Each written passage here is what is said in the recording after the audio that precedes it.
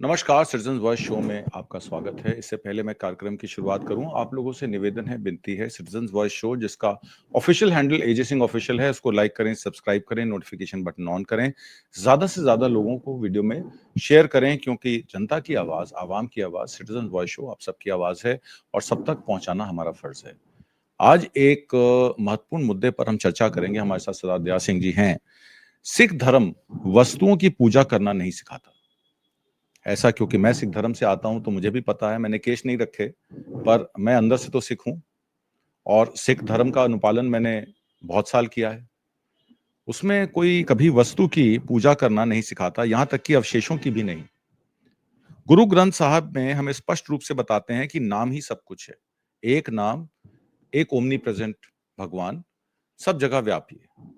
ये गुरु नानक की बानी है और उस गुरु नानक की बानी से 10 गुरुओं ने जो गुरु ग्रंथ साहब बनाया, श्री गुरु ग्रंथ साहब बनाया, उसमें भी इसी का वर्णन है कि नाम ही सब कुछ है। वास्तविक दर्शन गुरु के नाम का स्मरण करने में है, ना कि जोड़े या अवशेषों को छूने या प्रणाम करने में।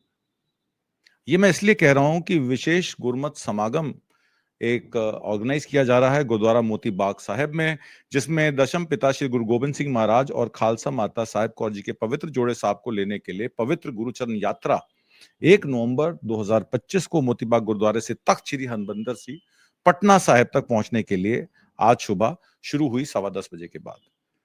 खालसा पंथ के संस्थापक दशम पिता श्री गुरु गोबिंद सिंह महाराज और उनकी पत्नी साहिब कौर जी के पवित्र जोड़े साहब चरण सुहावा 300 से अधिक वर्षों से पेट्रोलियम और natural gas minister Hardeep Singh Puri के परिवार के साथ थे।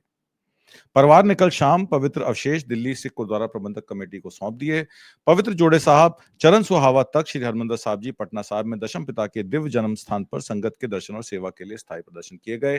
क्या किसके पीछे कोई राजनीति है? क्या इसके पीछे सिख धर्म को हिंदू धर्म से जोड़ने की साजिश है? क्या हिंदुत्व की राजनीति में सिख, बौद्ध, जैन, इनको माइनॉरिटी से अलग करके इनको बताया जा रहा है कि आप तो हिंदुओं में से हैं, तो आप तो हिंदू कोड बिल में आते हैं, और अंबेडकर साहब ने भी हिंदू कोड बिल में ही हमको सबको लिया है। तो क्या मुसलमानों को एलिनेट करने की राजनीति है? क्या सिख धर्म को हिंदू धर्म के बीच में डालने की राजनीति है? इस पर आज हम चर्चा करेंगे। इसमें हमारे साथ दया सिंह जी मौजूद हैं। दया सिंह जी, बहुत बहुत स्वागत है आपका। आप इंडिया पीस फाउंडेशन के संस्थापक भी हैं और तमाम विषयों पर आपने पूरे भारत में मुस्लिम और सिख समाज के लोगों को इकट्ठा करके ये समझाने की कोशिश की है कि माइनॉरिटीज को अलग नहीं होना है, ये लोगों को बांटने का काम कर रहे हैं, काटने का काम कर रहे हैं। आज हरदीप सिंह पुरी ने, कल से 2 दिन से ये चल रहा है और मैं इसका आपको वीडियो भी दिखाऊंगा। तो ये सारा मामला देखिए, कल ये गुरु घर की आपने बीड़ी यात्रा निकाली और उसमें आपने बंगला साहब से होते हुए मालवीय नगर गुरुद्वारा, GK2 गुरुद्वारा और मोती बाग गुरुद्वारे में दर्शन के लिए जोड़ा साहब रखे हैं। ये जो पूजा है, मैं इसको पूजा कहूंगा, ये दर्शन जो है, ये पूजा है। ये क्या अवशेषों को, वस्तुओं की पूजा को, जो श्री गुरु ग्रंथ साहब में बताया गया है कि अवशेषों और वस्तुओं की पूजा जो है वो गुरु ग्रंथ साहब में कहीं मान्य नहीं है। तो एक तरीके से धर्म को तोड़ मरोड़ के दिखा के लोगों को भ्रांतियां फैला के लोगों को एक कह दिए कि अंधभक्त बनाया जा रहा है सिख धर्म में भी। और इसमें इनके दिल्ली गुरुद्वारा प्रबंधक कमेटी के जितने भी महापौर हैं वो भी शामिल हैं। इस सारे विषय पे आपका क्या कहना है, दया सिंह जी?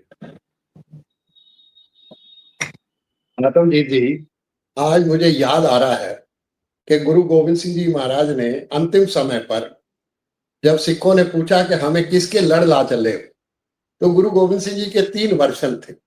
एक, उन्होंने कहा पूजा अकाल की, जो सिख है वो पूजा केवल और केवल अकाल की करता है।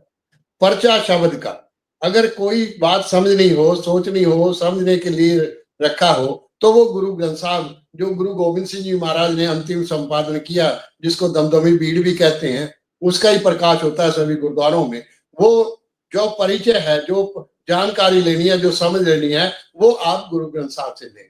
और दीदार खालसे का, एसेंस ऑफ द खालसा जो है वो दीदार खालसे पंचायती राज इंस्टीट्यूशन में है, जो मैंने पंचायत की है। और पंचायत का पहला धर्म है कि उसमें दया हो, उसमें हिम्मत हो, उसमें धर्म हो और उसमें ये सारा संघर्षशीलता हो। वही साहिबी बन सकता है, वही ऐसा समाज, ऐसी पंचायत साहिबी बन सकती है। मैं जरा थोड़ा सा और आपको बयान कर, एक बार गुरु नानक से किसी ने पूछा कि ईश्वर क्या है, गुरु नानक का जवाब सीधा था कि सत्य ईश्वर है।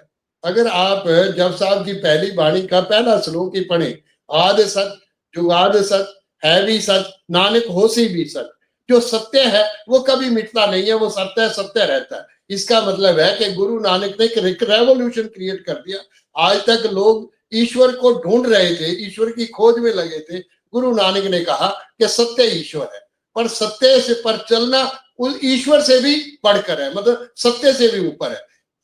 सच्चो उड़े सबको ऊपर सचाचार की बात गुरु नानक ने कही। मैंने जब गुरु ग्रंथ साहब को और सारे विचार को पढ़ रहा था तो मुझे लगा कि 5 इश्यूज पर एक मत है, पाखंड मुक्त है। सिक्खी का बेसिक स्ट्रक्चर जो है इन 5 इश्यूज पर स्टैंड करता है। वो पाखंड मुक्त है, जातिवाद मुक्त है, शोषण मुक्त है, नशा मुक्त है, भय मुक्त है। मैं हैरान हुआ कि इन 5 को सिखों ने त्याग दिया। अभी परसों ही एक यात्रा जो श्रोमणी गुरुद्वारा प्रबंधक कमेटी की तरफ से आई और 18 अक्टूबर को हैबिटेट सेंटर में एक सेमिनार भी रखा और केसी सिंह ने ये सवाल, ये जोड़े का सवाल भी उठाया। केसी सिंह ने जो फॉरेन सेक्रेटरी रहे, उन्होंने ये सवाल भी उठाया। केसी सिंह के बारे में बता दीजिए कि वो फॉरेन सेक्रेटरी रहे, एक्सटर्नल अफेयर्स मिनिस्ट्री में आईएफएस में रहे और एक्सटर्नल अफेयर्स मिनिस्ट्री के डिपार्टमेंटल ब्यूरोक्रेट हेड रहे काफी साल। हाँ, तो मेरा ये कहना था कि उन्होंने भी ये सवाल को उठाया, 18 तारीख को ही उठा दिया कि ये रास्ता ही गलत चुना है, ये रास्ता कौन सा चुनना है। मुझे एक बात और ध्यान में आई, जब गुरु गोविंद सिंह मार्ग पर यानी जैल सिंह चीफ मिनिस्टर थे और उन्होंने गुरु गोविंद सिंह मार्ग पर एक यात्रा की और उसमें प्रिंसिपल सतबीर सिंह होते थे, अब तो नहीं रहे। तो क्रिकेट स्टेडियम में, उस समय चंडीगढ़ में था, तो क्रिकेट स्टेडियम में वो घोड़े लेकर आए और घोड़े ये बताया गया कि ये घोड़े वही हैं जो गुरु गोविंद सिंह जी के घोड़े के वंशज हैं। हमने सवाल उठाया तो अगर तो खालसा तो उनके वंशज नजर आ नहीं रहा तो ये घोड़े कहां से वंशज में आ गए। तो मेरा ये कहना है कि सिख धर्म को, सिख विचारशीलता को, सिख सिद्धांतों को बिल्कुल तिलांजलि देकर ये सारे काम किए जा रहे हैं। मैंने कई बार पूछा, अभी देखा है कि जो आपने वीडियो दिखाया है, फूलों की वर्षा हो रही है। मैंने किसी से पूछा, गुरु हरगोबिंद साहब जी के जो ग्रैंड सन थे, पोते गुरु हरराय साहब, जो बाद में गुरु हरराय साहब बने, तो वो पार्क में घूम रहे थे, एक बाग में घूम रहे थे, एक फूल टूट गया उनसे, उनके चोले से, उनके बस्तर से। तो गुरु हरगोबिंद साहब जी ने कहा कि फूल नहीं टूटना चाहिए। तो फूल, अगर वो फूल के लिए भी इतने सेंसिटिव थे और हम कितने फूल बरसा रहे हैं, ये समझ से परे है। मैं समझता हूं कि ये रास्ता, ये जो पूजा का आधार बनाया है और किसी ने संभाल कर रखा है। एक बार मैं आपसे और बात कर दूं आपकी बात से बीच में, कि ये वर्ष गुरु तेग बहादुर साहब की शहादत का 350वां वर्ष। मैं हैरान हुआ गुरु तेग बहादुर साहब के जीवन को पढ़ने के बाद, और गुरु नानक से लेकर गुरु गोविंद सिंह तक मुगल सल्तनत जो आपने बात उठाई कि मुसलमान और सिखों को नजदीक लाए, उसका कारण क्या है? उसका कारण ये था कि गुरु नानक से लेकर गुरु गोविंद सिंह तक और बाबर से लेकर औरंगजेब तक सिखों के खट्टे मीठे संबंध रहे। सिख इतिहास को 3-4 भागों में बांटा जा सकता है। एक गुरु नानक से लेकर गुरु गोविंद सिंह तक, 1469 से लेकर 1708 तक। दूसरा पीरियड है 1710 से 1799 तक। तीसरा पीरियड है 1799 से 1849 तक। और चौथा पीरियड है 1849 से 1947 तक। और फिर पांचवा है 1947 के बाद का। तो मुगल साहित्य को भी पढ़ना हो तो 2 धाराओं में पढ़ा जा सकता है। एक गुरु नानक से लेकर गुरु गोविंद सिंह तक और औरंगजेब, बाबर से लेकर औरंगजेब तक।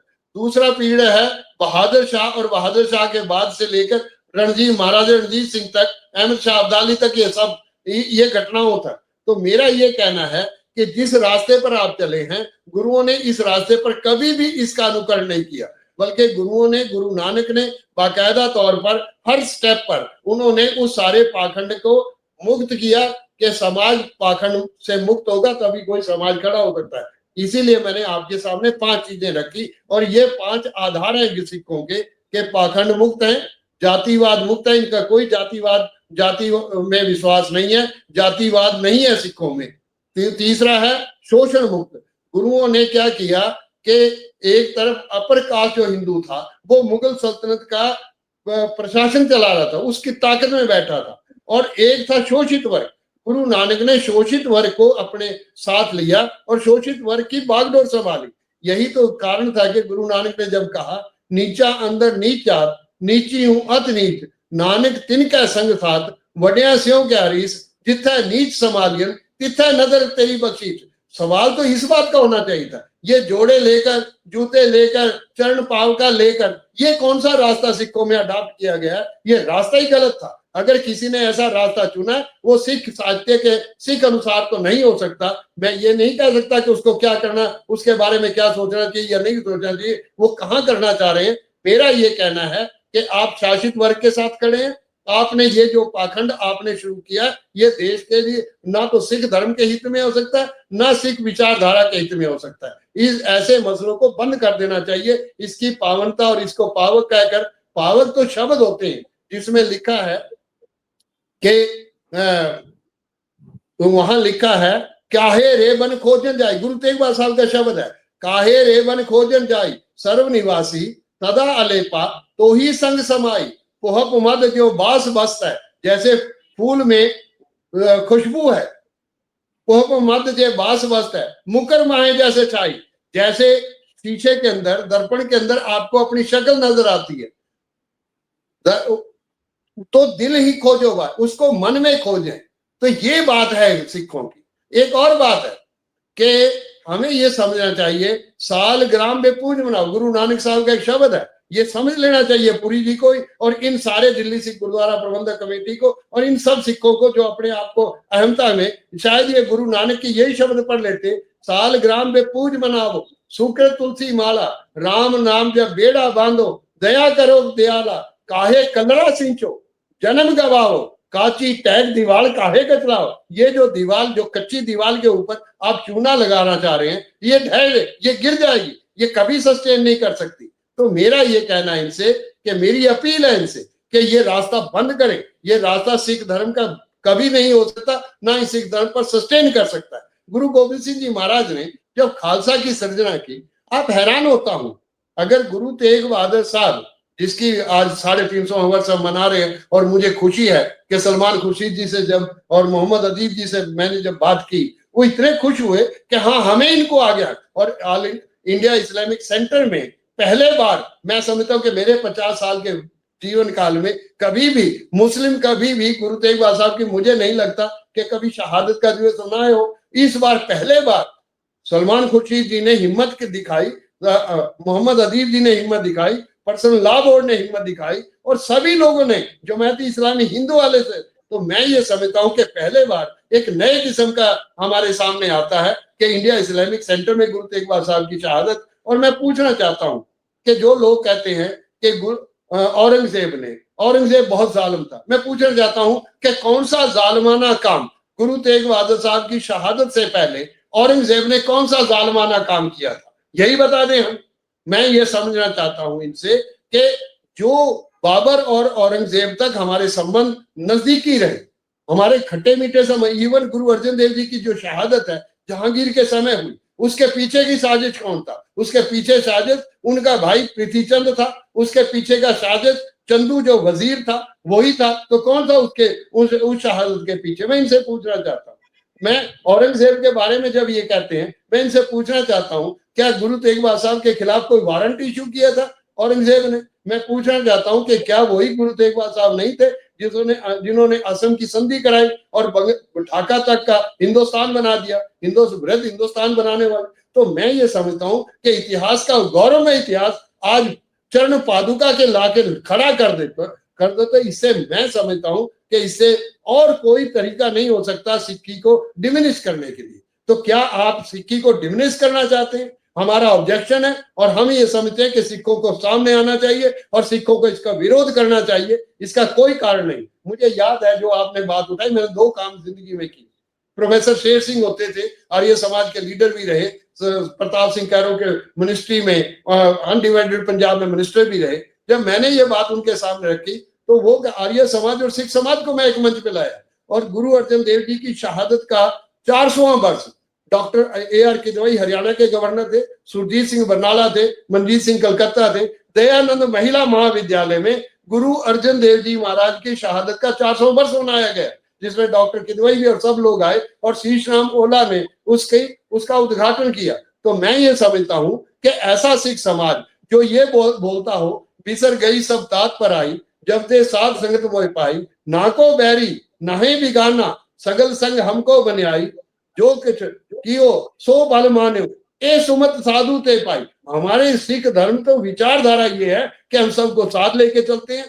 कड़ी आज भी सिख हिंदू और मुसलमान के बीच में कड़ी का काम करता है। तो ये कौन सा रास्ता दिखाना चाहते हैं पुरी जी? मैं पुरी जी से पूछना चाहता हूँ, ये कौन सा सिख धर्म आप पेश करना चाहते हैं? और दिल्ली सिख गुरुद्वारा प्रबंधक कमेटी और उन सारे पुजारीवाद से पूछना चाहता हूँ, ये कौन सा सिख धर्म आप दुनिया के सामने पेश करते हैं? ये दर्द है और ये तकलीफ देह है। मैं समझता हूँ कि जो बाबर वाणी में गुरु नानक ने कहा था कि जैसी में आवे खसम की वाणी, तैसड़ा करी ज्ञान वे लाल, पाप की जंजला काबलों तो आया, जोरी मंगे दान वे लाल। धर्म शर्म दो छप खलो, आपने तो धर्म और शर्म दोनों को उड़ा के रख दिया। ये कौन सा रास्ता आपने चुना सिख धर्म के लिए? तो मेरी ये बेनती है, मेरी श्रोमणी गुरुद्वारा प्रबंधक कमेटी आज 2 यात्राएं, मैं ये समझता हूं कि ये जो पुरी जी ने यात्रा, मैं दूसरा भी इसका खोल देता हूं। एक तरफ से एक यात्रा आई है, वो यात्रा भी दिल्ली में है परसों से 22 तारीख को वो यात्रा है।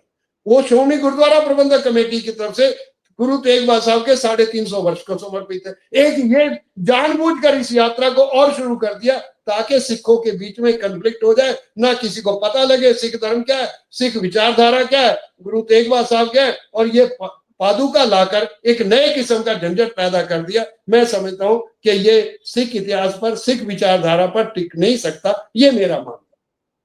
आपने गुरुचरण यात्रा के बारे में विस्तार से बताया कि गुरुचरण यात्रा कोई हमारे उसमें है ही नहीं, ना हमारे पुराणों में है, ना हमारे गुरु ग्रंथ साहब में है, ना हमारी किसी सोच के या किसी व्यक्ति विशेष के आधार में। इससे पहले एक बाल दिवस भी मनाया गया।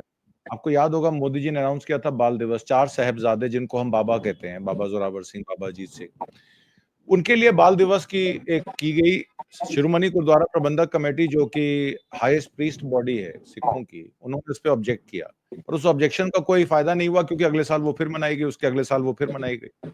तो इस तरीके से तोड़ मरोड़ के जो सिख कल्चर को हिंदू बताया जा रहा है कि ये तो हिंदू ही हैं, ये हमारे बीच के लोग हैं, सिख कल्चर में कोई फर्क नहीं है हिंदू और सिख में, बाल दिवस हम मनाएंगे, गुरुचरण यात्रा हम करेंगे। अब ये यात्रा फरीदाबाद जाएगी, आगरा जाएगी, उत्तर प्रदेश होते हुए बिहार में पटना साहिब जाएगी क्योंकि बिहार में इलेक्शन है। और सिख गुरुद्वारा प्रबंधक कमेटी के जो उस समय के प्रधान थे मनजिंदर सिंह सिरसा, जो लॉकडाउन में लंगर खिला रहे थे सबको, पुलिस के ऑफिसेज में, ब्यूरोक्रेसी ऑफिसेज में, गवर्नमेंट ऑफिसेज में एक सेवा कर रहे थे कि उस टाइम पे लोग एक दूसरे को के पास नहीं जा सकते थे। उस समय पे लंगर उन्होंने लोगों को प्रोवाइड किया और गवर्नमेंट ऑफिसेज में उनकी वाहवाही भी हुई और दिल्ली पुलिस ने उनको उनको पायलट कार का वो भी दिया, उनको बंगला साहब गुरुद्वारे के आसपास वो गाड़ी भी उनकी घुमाई। उसके बाद वो बीजेपी में शामिल हो गए। क्या उनकी मजबूरियां रही मैं नहीं जानता। आज की डेट में दिल्ली गुरुद्वारा प्रबंधक कमेटी पे एक तरीके से पूरा एक अधिकार भारतीय जनता पार्टी का इनडायरेक्टली डायरेक्टली है। मनजिंदर सिंह सिरसा पहले प्रेसिडेंट थे, अब हरमीत सिंह कालका हैं, मंजीत सिंह जी के हैं, वो ऑपोजिशन के हैं, पर उनको भी शायद चुप करा दिया गया है।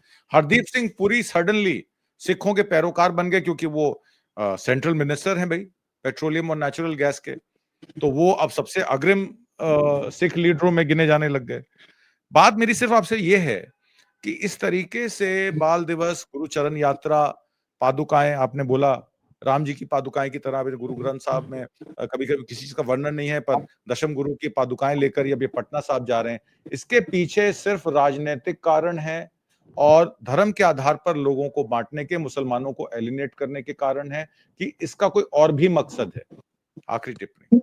आतमजीत जी, एक बात हमें समझ लेनी चाहिए, बिल्कुल स्पष्ट समझ लेनी चाहिए। किसी ने पादुका ले जानी है, किसी ने क्या ले जाना, हमारा कोई किसी से कोई लेना देना नहीं।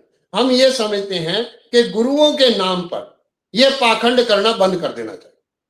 गुरुओं का नाम ना ले, आप अपना नाम ले, पादुका घुमाएं, कुछ करें, वो आपका काम है, वो हमारा कोई झगड़ा नहीं आपके साथ। पर मैं एक सवाल पूछना चाहता हूँ, जो बाल दिवस वाली बात आपने, मैंने उस समय भी कहा था, मैं इनसे पूछना चाहता हूं कि गुरु गोविंद सिंह जी ने जब खालसा की सृजना की और जब वो सारे के सारे हिंदू राजाओं ने ही उन पर हमला किया, मुगल सल्तनत उन पर हमला नहीं कर रही, आनंदपुर पर अगर कोई हमला किया तो वो ही बाई धार के पहाड़ी राजे थे जिनको गुरु हरगोबिंद साहब जी महाराज ने ग्वालियर के किले से बंदी होने से बचाया था।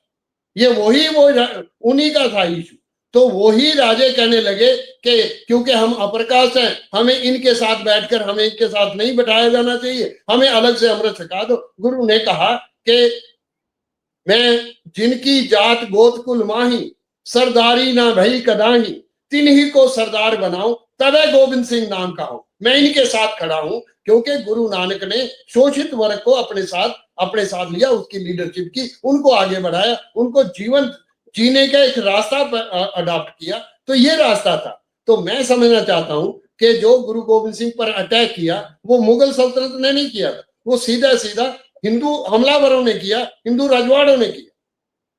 जब वहां से निकले परिवार बिछोड़ा के बाद, जब वो रोपड़ पहुंचे, तो वो पठान की जो हवेली, खान की हवेली जो है, वो उसने कहा, जब गुरु गोविंद सिंह जी वहां आए पहुंचे, तो उन्होंने अपने पास रखा रोपड़ और ये कहा कि ये हमारा इस कमरे में हमारा दामाद है, आप इस कमरे को टच नहीं कर सकते। और इसलिए इसका मतलब मुसलमान तो गुरुओं के साथ खड़े। उसके बाद चमकौर की गढ़ी किसकी थी, यही बता दे। उसमें जो 2 साहिबजादे जिनको बाल दिवस के तौर पर ये कहना चाहते हैं, वो गुरुओं के साहिबजादे थे। ये बाल दिवस कौन सा आ गया, ये कोई हकीकत राय आप बनाना चाहते हैं उनको। तो मैं ये समझता। और उसके बाद जो अगर गुरु गोविंद सिंह जी महाराज ने गंगू जो उनके पास काम करता था, अगर उस पर विश्वास किया और अपनी माता जी को और दोनों साहिबजादों को उसके साथ दे दिया, धन भी साथ में दिया ताकि इनकी रखवाली हो सके, और उसने जाके कोतवाल को, तो कौन जिम्मेदार है? तो या तो गंगू ब्राह्मण जिम्मेदार है कि जिसके ऊपर विश्वास किया। और जिसकी बात ये लोग सारे मिलकर, मैंने श्रोमणी गुरुद्वारा प्रबंधक कमेटी से पूछा, मैंने सवाल किया कि जो जनेऊ और तिलक की बात आप कर रहे हैं कि जिसकी रक्षा के लिए गुरु तेग बहादुर साहब ने शहादत कर दी, मैं आपसे पूछना चाहता हूं कि अपर कास्ट जो हिंदू था वो तो मुगल सल्तनत का प्रशासन चला रहा था, रेवेन्यू मिनिस्टर वो था, फौज उसके हाथ में थी, सारी ताकत उसके हाथ में थी, सलाहकार ब्राह्मण, सारे सलाहकार औरंगजेब के सलाहकारों में ब्राह्मण ही थे सारे के सारे। तो मैं पूछना चाहता हूं किसके जनेऊ उतार रहे थे और किसके तिलक साफ कर रहे थे? जो शोषित वर्ग था उसको तो अधिकार ना तिलक लगाने का था और ना ही जनेऊ पहनने का था। आज भी उनको तो आप मंदिर में नहीं जाना, उनको गुरुओं ने अपने साथ लिया। तो मैं ये कहना चाहता हूं कि जो उसमें भी जो छोटे साहिबजादे थे उनकी जो दीवार में चुनवाए गए, शेर खां जो मलेरकोटला का नवाब था, उसने कहा कि ये गलत रास्ता है, ये कभी नहीं होना चाहिए, ये मैं इसका प्रोटेस्ट करता हूं, और वॉकआउट कर गए। आज भी सिखों के मन में मलेरकोटला के उस नवाब के प्रति आज भी कितनी श्रद्धा है सिखों में, ये इसको शब्दों में पेश किया जा सकता। दूसरी बात, और वही सुच्चानंद जो वजीर है उसका सरहंद के सूबेदार का वजीर का, वो ये कहता है कि सांप के बच्चे तो सांप ही होंगे। तो ये तो कौन जिम्मेदार है, किसने साजिश रची? तो आज आप बाल दिवस मनाकर किसको जिम्मेदार ठहरा रहे? एक बात और अजीब इतिहास की बात, ना तो सिख इतिहास को पढ़ना चाहते हैं या इतिहास को पढ़ने की तरफ बढ़ना नहीं चाहते। एक टोडरमल 2 पेश किए। एक तो अकबर बादशाह के समय टोडरमल जो था वो नवरत्नों में था, 9 रत्नों में टोडरमल का नाम आता है। वो शाहू रेवेन्यू का सारा मलकियत उसके पास थी। एक ये टोडरमल सरहंद के नवाब सूबेदार के साथ एक टोडरमल लाया। अगर टोडरमल के अंदर इतना ही दर्द था कि उसने मोहरे बिछानी थी, तो वो टोडरमल उस समय मलेरकोटला के नवाब के साथ क्यों नहीं खड़ा हो गया कि नहीं ये गलत काम हो रहा है, ये मैं नहीं होने दूंगा? वो प्रोटेस्ट भी तो कर सकता था। तो अगर आप सोचते हैं कि हिंदुओं की रक्षा की, अगर आप ही कह रहे हैं, मेरा तो ये मानना नहीं था कि अगर आप कह रहे हैं कि हिंदुओं की रक्षा, तो फिर आपका फर्ज नहीं बनता था कि गुरु साहिबजादों की रक्षा करते थे, आप उनके साथ खड़े होते। तो कौन खड़ा हुआ? पीर बुद्धू शाह खड़ा हुआ, जिसने अपने 500 चेले जो हैं वो शहीद करवा दिए। तो वो खड़ा हुआ, तो फिर आप कहाँ थे? आपने तो छोटे साहिबजादों को शहीद करवाया, बड़े साहिबजादों को शहीद करवाया, और कौन गुरु गोविंद सिंह जी के साथ चला? तो मेरा ये सवाल है कि जो चरण पादुका लेकर आज चलते हैं, मेरे उनसे सवाल है कि कौन से सिख इतिहास को आप पेश करना चाहते हैं, कौन सा धर्म आप पेश करना चाहते हैं, कौन सा इतिहास आपके पास है? आपने 500 साल से, आपने कोई 300 साल से आपने चरण पादुकाएं, आपने एक बात और साफ कर दिया। मुझे खुशी है कि इसका मतलब है कि माता साहिब कौर भी और गुरु गोविंद सिंह भी अगर दिल्ली में रहे और माता सुंदरी जो गुरु गोविंद सिंह की वाइफ थी, अगर वो भी दिल्ली रही, तो इसका मतलब औरंगजेब जालिम नहीं था। और बाला साहब जो जगह गुरु हरकिशन वो साहब जी घर थे महाराज हरकिशन जो साहब उनकी जो संस्कार हुआ वो बाला साहब में हुआ, तो वो भी जगह औरंगजेब ने दी। तो फिर आप औरंगजेब को जालमाना कैसे कह सकते हैं? हाँ, मैं ये मानता हूं कि जो शहादत गुरु तेग बहादुर साहब की हुई, वो जिन जिन लोगों ने साजिश की उनको आइडेंटिफाई किया जाना चाहिए था कि वो साजिश करने वाले कौन थे, जिन्होंने कहा कि बगावत की है। मैं एक इतिहास का पन्ना एक लाइन 1 मिनट और ले लूं आपसे। गुरु तेग बहादुर साहब चले वहां से, मैं तो उस मार्ग से चलकर दिल्ली तक आया कि मैं पूछना चाहता था कि वो रास्ते में क्या हुआ। गुरु तेग बहादुर साहब आनंदपुर साहब से चले, 4 महीने बहादुरगढ़ के किले, सैफुद्दीन जो सूबेदार था पंजाब का, उसके बहादुरगढ़ के किले में रहे। एक तरफ मस्जिद है और एक तरफ गुरुद्वारा आज भी है, जाके अभी देख ले जाकर। तो मैं समझ, तो वहां तक तो कोई भी, जब लखन माजरा पहुंचे रोहतक के पास, गुला चीका होने के बाद जब लखन माजरा पहुंचे, तो लखन माजरा में पूरा हिंदुस्तान का अवाम उनके साथ खड़ा हो गया। वो आए किस लिए थे? इसलिए नहीं आए थे कि आप तिलक और जनेऊ के लिए आए थे, वो आए थे क्योंकि उनको एहसास हो गया था कि अगर ढाका तक हिंदुस्तान बन सकता है, तो क्यों ना औरंगजेब को समझाया जाए कि सत्ता जो है वो लोक लाभ, इकबाल और इंसाफ से चलती है। ये रास्ता ही गलत है। जो सत्ता का एम्पायर खड़ा करना तो खड़ा किया जा सकता है, पर यह रास्ता लोक लाज का होना चाहिए, इंसाफ का होना चाहिए, इकबाल का होना चाहिए। हमको सबको साथ लेकर चलना चाहिए। ये शोषित के साथ जितना हालात पैदा हुए, इनसे ऊपर उठना चाहिए। तो यही तो भावना थी। तो मैं समझता हूं कि इनको सिख इतिहास दोबारा से पढ़ना चाहिए। और सिख इतिहास को इस बात में, एक बात आपने और कही, मेरे से किसी ने चंडीगढ़ में पूछा कि प्रेस रिपोर्टर था, मैं नाम नहीं लेना चाहता उनका, उन्होंने कहा कि भाई जी गुरु तो सिख तो खालसा की सृजना तो हिंदुओं की रक्षा के लिए हुई। तो मैंने उनसे पूछा कि मैं गुरु नानक से हिंदू शब्द के अर्थ ही पूछ लेता हूँ।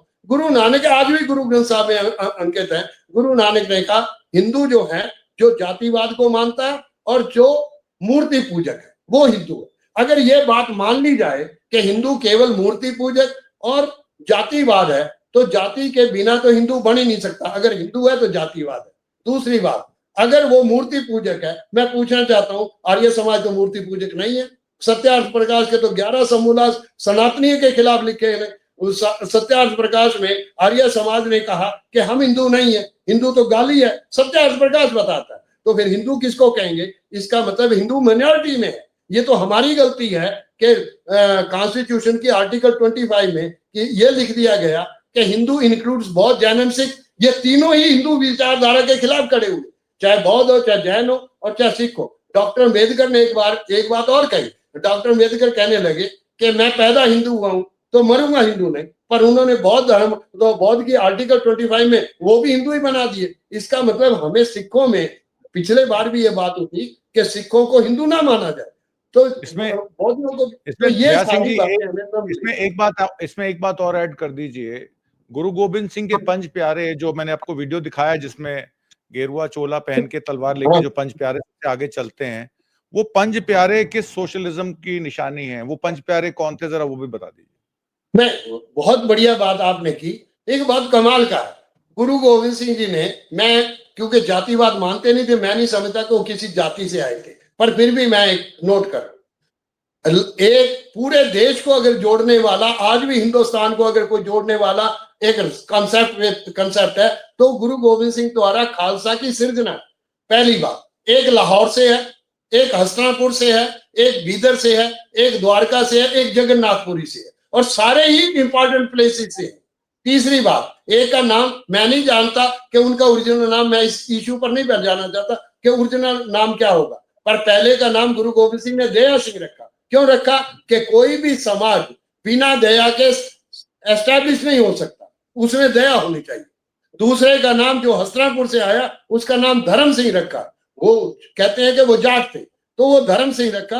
तो इसका मतलब है कि दया है तो धर्म साथ में, धर्म का अर्थ यहाँ पूजा नहीं है, कर्तव्य प्राणता है, समाज के प्रति हमारे फर्ज क्या है, तो इसका नाम धर्म रखा। अगर आपके अंदर दया और धर्म दोनों हो, पर आपके हिम्मत ही ना हो इन धर्म और दया को पूरा करने में, तो उसका दया और धर्म का भी कोई अर्थ नहीं रह सकता। तीसरे का नाम हिम्मत रखा कि आप में हिम्मत होनी चाहिए दया और धर्म को अपनाने की। अगर आपने दया भी हो, धर्म भी हो और हिम्मत भी हो और पर संघर्षशीलता ना हो, तो चौथे का नाम मोहकम सिंह रखा, जो संघर्षशीलता को रिप्रेजेंट करता है। अगर ये चारों गुण किसी समाज में है तो वही समाज साहिबी होगा। तो यही मैं कहता हूं कि हिंदुस्तान को आज भी अगर कोई रिप्रेजेंट कर रहा है, वो केवल और केवल खालसा का जो ये विचार, गुरु गोविंद सिंह का ये विचार, अगर पुरी जी ने सिख धर्म का ये विचारधारा को लेकर चलना था, तो ये विचारधारा लेकर वहां चलते हैं ना पटना साहब। तो ये विचारधारा, आप ये रास्ता कौन सा, और श्रोमणी गुरुद्वारा प्रबंधक कमेटी से मेरी अपील है कि इन यात्राओं को यात्राओं से नहीं, अमन के कारवां से लेकर चलना चाहिए। इनका नाम तो अमन का कारवां होना चाहिए, ये अमन के कारवां है। तो इसलिए हमें ये बात लेकर चलनी चाहिए। आज के हालात में मैं समझता हूँ कि बहुत दर्दनाक हालात हैं, और ना तो सिख विचारधारा इनको हाँ, पुजारीवाद हमने खड़ा कर लिया। मुझे तो दर्द हुआ जब अकाल तख्त के जथेदार और ये पांचों तख्त पुजारियों को लेकर ये तख्तों के जथेदार बनाते, उस पर भी मेरा श्रोमणी गुरुद्वारा प्रबंधक कमेटी, कभी जथेदार पुजारीवाद से कहां से ले लिया आपने? वो एक इंटेलेक्चुअल होने चाहिए थे, विद्वान होने चाहिए थे, जो सारे समाज को समझते हो, उन लोगों को सामने आना चाहिए था। पर ये सारियां जो है भ्रम भ्रांतियां, जो हमारी विसंगतियां जो हमारे बीच में खड़ी हैं, इन पर काम करना चाहिए, इस पर आगे आके जाना चाहिए। मुझे खुशी है, आज भी खुशी है कि जब मुस्लिम समाज ने आगे आकर, जहां इंडिया इस्लामिक सेंटर में, उसके बाद जयपुर में, और तीसरा सम्मेलन शायद लखनऊ में करने का, और बाकी जगह से भी हमें आवाजें आ रही हैं कि ये सम्मेलन सभी, ये है रास्ता लोगों को जोड़ने का, ये है अमन का कारवां, ये है हक के अमन, ये है रास्ता जिसको हमें आगे बढ़ना चाहिए। मुझे आशा है कि लोगों को दोबारा से, सिखों को इस पर सोचना चाहिए, और पूरे हिंदुस्तान को इस बात पर, और पूरे भारत को इस बात पर सोचना चाहिए। मैं तो कई बार कहता हूं, जब प्रियम्बल की बात करते हैं, अगर प्रियम्बल देखना हो तो गुरु गोविंद सिंह जी महाराज ने जब पंचायत राज का इंस्टीट्यूशन किया, तो बाबा बंदा सिंह बहादुर को जब कमान दी, तो बाबा बंदा सिंह बहादुर को कहा कि इन पंचायत की सलाह से कोई भी काम आपको करना पड़ेगा, इंडिविजुअल आप नहीं काम करो। आज भी president of India is to abide by the guide advice of the council of minister. ये 5 काउंसिल ऑफ मिनिस्टर दिए थे बाबा बंदा सिंह बहादुर को, जो बाबा बंदा सिंह बहादुर इस देश में एक नई क्रांति का उदय कर गए। तो मेरा ये कहना है कि सिख विचारधारा को इनको समझने की कोशिश करनी चाहिए, ये मेरी अपील है। तो आप अमन के कारवां के अलावा एक बात और ऐड कर देता हूं, तो राजनीतिकरण हो रहा है, धर्म के आधार पर राजनीतिकरण किया जा रहा है, हिंदुओं को हिंदुत्व की परिभावना से और सिखों को जिस तरीके से बरखलाया जा रहा है, ये भी गलत है। मैं कहता हूं कि धार्मिककरण नहीं, धर्म का राजनीतिकरण नहीं करना चाहिए, उनको एक वोट बैंक नहीं समझना चाहिए। ये यात्रा अभी क्यों निकल रही है, और पटना साहब की तरफ जबकि इलेक्शन है बिहार में, तो ये क्लियर कट स्ट्रैटेजी है भारतीय जनता पार्टी की, ये दिखाना कि देखिए हम 80% हैं, वो 20% है। 80-20 का नारा तो दे ही रहे थे, वही 80-20 को प्रूव करने के लिए यात्रा निकाली जा रही है। आज की परिचर्चा में भाग लेने के लिए दया सिंह जी, एक लाइन कह के मैं आपका एक सेकंड, जो आपने कहा, जो बिहार वाली बात की, ये हमें दर्द है कि सिखों को यूज किया जाएगा, सिख विचारधारा को इस ढंग से मलिन किया जाएगा। हमारा ये कहना है कि हमें भी कोई ना कोई सिखों को आगे बढ़कर पटना में जाकर बाकायदा तौर पर प्रेस कॉन्फ्रेंस करके लोगों को जागरूक करना चाहिए कि ये रास्ता धर्म का नहीं है, ये रास्ता जो अगर राजनीति करनी है, हमें कोई तकलीफ नहीं, आपने जो राजनीति करनी है करें, पर सिखों को मलाई ना करें। ये हमारी अपील और आदर्श उनके आगे अपील। बहुत अच्छे विचार आपने रखे, उस पर काम करने की आप ही कवायद करेंगे। हो सकता है कि उससे पहले जाके आप लोगों को वहां समझा सकें, तो शायद लोगों में जो है ये दुष्प्रचार जो है ना फैले। दया सिंह जी, आज की परिचर्चा में भाग लेने के लिए और बहुत सारी महत्वपूर्ण जानकारियां देने के लिए बहुत बहुत धन्यवाद। सत श्री अकाल। Thank you.